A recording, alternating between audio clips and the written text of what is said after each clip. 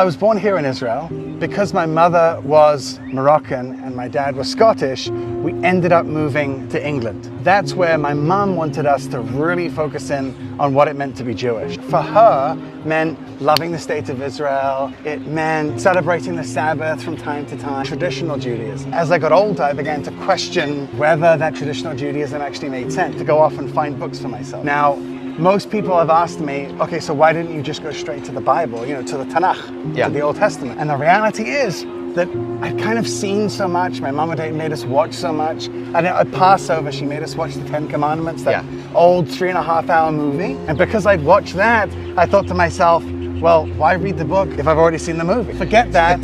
I'm gonna go and focus in on other stuff. I went and got myself a copy of the Quran, and I got myself a copy of the Bhagavad Gita, which is part of Hindu writings, and I began to read through those two books. I'm about 18 years old at this point, and I've been reading through these two books, and I still haven't found out who God is. And so I decided at 18 years old, I was actually sitting in my bedroom with the Quran, and I had this thought, I was like, well, if God's real, I don't need to read through all these books, because if he's real, he should be able to just, show up. So there in my room, I took the Quran, I put it down next to me, and I said, God, if you're real, show up. I was expecting nothing to happen at all.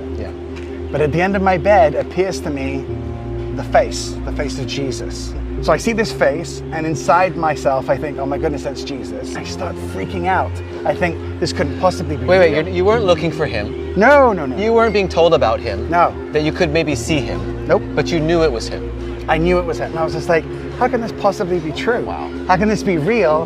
And I'll admit that at the time, I may have been, involved with certain substances. Like, it's the drugs, it's something, it couldn't possibly be real.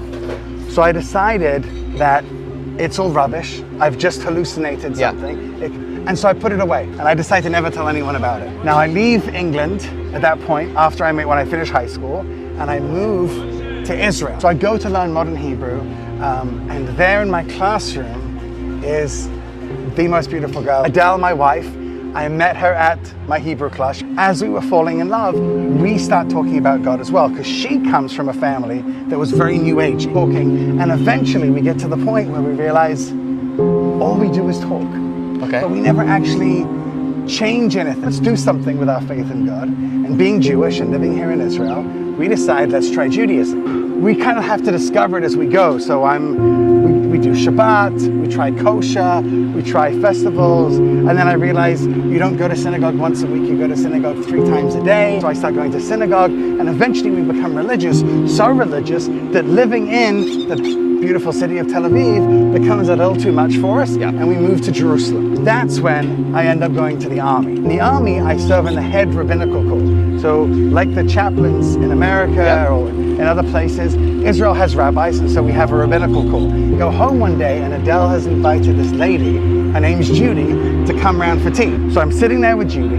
She tells us something that I didn't expect her to say. She says, well, Adele, have you ever read the Tanakh for yourselves? Now, we're Orthodox Jews. Okay. I've never had somebody ask me if I've read the Bible, and in fact, a lot of people who aren't Jewish will probably look at us and think to themselves, well, of course they've read the Bible, they're Orthodox Jews.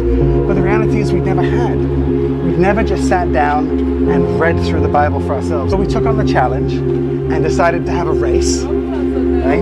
Who's going to read through the Bible first? Start racing through. And first thing we discover is there's a difference between the Judaism that we were used to and the Judaism that we were living, and the Jewishness of the actual Bible. It just seems different. We start to read through more and more and more.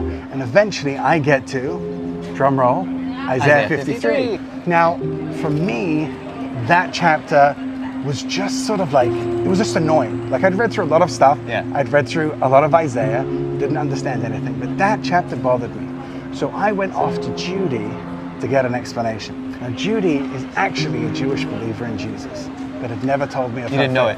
No. Wow. So I go to her house and I ask her what's Isaiah 53, and she's been praying that God would tell her when to tell us about Jesus. So he told you instead of her. Right. Directly. So I knock on that door and say, explain Isaiah 53, and for her, it's the sign she's been waiting for. So she brings me in, sits me down, and starts to tell me about Jesus.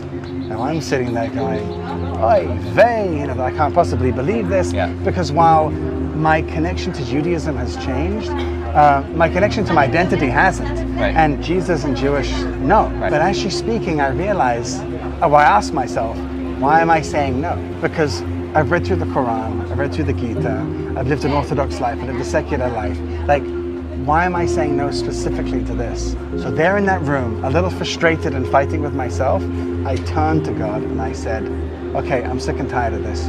Just show me the truth. And the moment that I prayed that prayer, I had that same picture of the face of Jesus appear before me. Wow. As it had when I was 18. And I knew that I knew that I knew that Jesus was real. I now need to go and tell my beautiful wife that he's the Messiah. I walk into the house, and this was my plan. I burst into the bedroom where Adele was sitting reading, and I said, sweetheart, something terrible has happened. Jesus is the Messiah. She looks up to me, and I think she's gonna scream, shout, something. She looks up to me and she goes, oh, okay. And I was like, what do you mean, okay? Like, I wanted like a reaction, something. But she was just like, look, calm down, we'll get a book. And I wanted to have this whole conversation with her. She didn't want to like get into it. So I decided, okay, I'm gonna go get a book. She starts reading. So about a week later, I come home from the base and there is Adele sitting in our living room, having just finished the book of Matthew. And she has tears in her eyes.